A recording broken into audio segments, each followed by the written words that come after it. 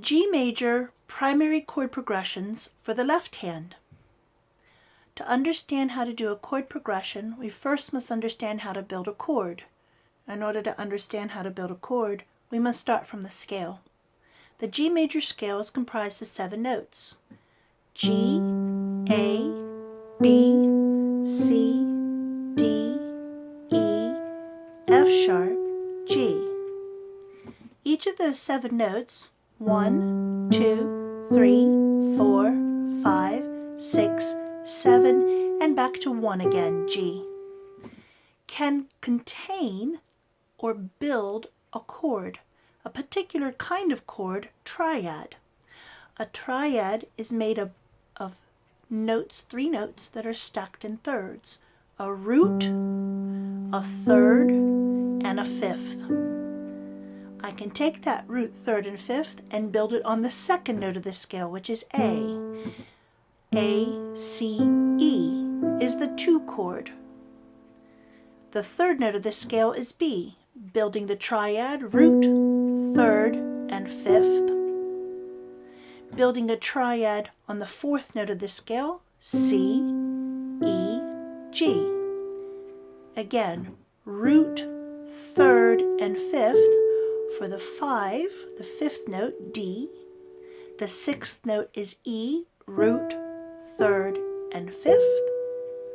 Moving it up again to the 7th note, root, third, and 5th. When I talk about the 1 chord, as a written chord, we would use a Roman numeral capital I, the 1 chord, number 1 in Roman numeral. We would use Roman numeral 2 I's for the 2 chord, 3 I's for the 3 chord, an I and a V for the 4 chord, a V for the 5 chord, a V and an I for the 6 chord, a VII for the 7 chord, and back to the Roman numeral 1 for the 1 chord, the I. Now the chord qualities are something that I'm not going to get into in this video, but we only need to focus on the 1 chord, the 4 chord, and the 5 chord. When we talk about these Roman numerals, these are the function chords. These functions can be applied to any scale. Today we're just focusing on the G major scale. So the G chord is the 1 chord. The C chord is the 4 chord. And the D chord is the 5 chord. Each of those chords are comprised of 3 notes: a root, third, and fifth, a root, third, and fifth, a root, third, and fifth. When we take a chord and we leave the root in the bottom, that means the root is in the bass, we call that position root position. If I take the chord and I invert it, or that is flip-flop it around, I take the G, which was in the bass, and I place it up here. That leaves the third as the bass note. If the third is in the bass, with the 5th and the root above it, we flip-flopped it once, inverting it once, so we call it the first inversion. If I take that third and I place it above that, that leaves the 5th in the bass. So here we have the root, third up above the 5th. With the 5th in the bass, we've inverted it a second time, so we call that the 2nd inversion. These are all the G major chord. G major in root position, G major in first inversion, and G major in 2nd inversion. All 3 of those chords have G, B, and D as their chord members. I can take those same inversions and do it for C major, the 4 chord as well. C major is the 4 chord 1, 2, 3, 4. It's the triad that's built on the fourth note of the scale. C, E, G are the chord members. Right now I'm playing the C major chord in root position.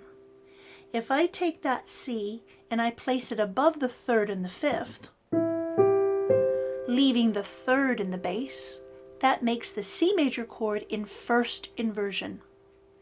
If I take that third out of the bass and put it up above, leaving the fifth in the bass, that means I've inverted it a second time, so we call that the second inversion. All three of those chords are still the C major chord. C major, C, E, G, root position. C major, E, G, C, first inversion. C major, G, C, E, second inversion. I can do the same thing with the D major. D major, root position. D, F sharp, and A. D, F sharp, A makes up the D major chord. D in the bottom, bass, gives it root position. So D major, root position. If I inverted it once, taking the root and placing it above, leaving the third in the bass, I've inverted it once, therefore it's first inversion D major chord. If I invert it a second time, putting the fifth in the bass, root, third, and fifth in the bass, I've inverted it a second time, making it the second inversion. So here's D major, root position, D major, first inversion, D major, second inversion. All three chords have D, F sharp, A. Why do we need these inversions? It allows our hand to be able to fluidly move among the chords that are in that key sign. For example, if I wanted to go from the G major chord, the 1 chord, to the C major chord, the 4 chord, I don't have to pick up my hand to make that happen. Why? Because among the two chords, there's a common note. The chord members in G major is G, B, D. The chord members in C major is C, E, G. G is a common note between the two chords. Therefore, what if I inverted the C major chord to be second inversion? Because now the fifth of the C chord is in the bass. So I can go very easily between G major, 1 chord, C major, 4 chord, by keeping the G between the two chords. So now we've got G major, root position, going to C major, second inversion. I can do the same thing, inverting to go to the 5 chord. The 5 chord is D major. D, F sharp, A, well, since D, F sharp, A, D is the common note between the 1 chord and the 5 chord, I'm going to keep the D, and instead of moving my whole hand, I'm going to keep that D there, D, F sharp, A. There's a perfectly good one down below. F sharp, A, D is still the D major chord, just in first inversion.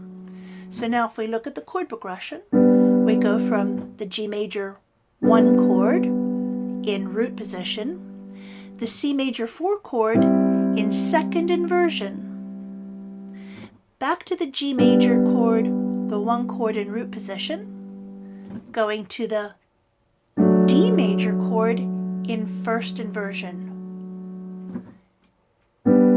So we have 1 chord, 4 chord, 1 chord, 5 chord, 1 chord. Now I'm going to focus on the 5 chord for a second, because sometimes the 5 chord has not only a root, a third, and a fifth, but sometimes it has a 7 as well. Root, third, fifth, seventh. Now that there's 4 chord members, we have 4 different positions. We don't need to worry about all 4 positions right now, just so you know there are root position, first inversion, second inversion, and I'll bring it down for third inversion so you can see my hand. But we don't need to worry about that right now. What I want to show you, G major, C major, G major. To go to the D7, I can do this, but we don't need the fifth. We're going to eliminate the fifth. F sharp, C, and D are the only three notes we need to create that tension to resolve. The tension comes between the third and the seventh of the 5/7 chord. The tension resolves back to the 1 chord, the home base. So now our chord progression looks like this. G major, the 1 chord in root position, C major, the 4 chord in second inversion, G major again in root position, the 1 chord, the 5/7 chord, D major 7, that's in first inversion, back to the G major chord, the 1 chord in root position. 1 chord, 4 chord, 1 chord, 5/7, back to the 1 chord. I hope you found this helpful.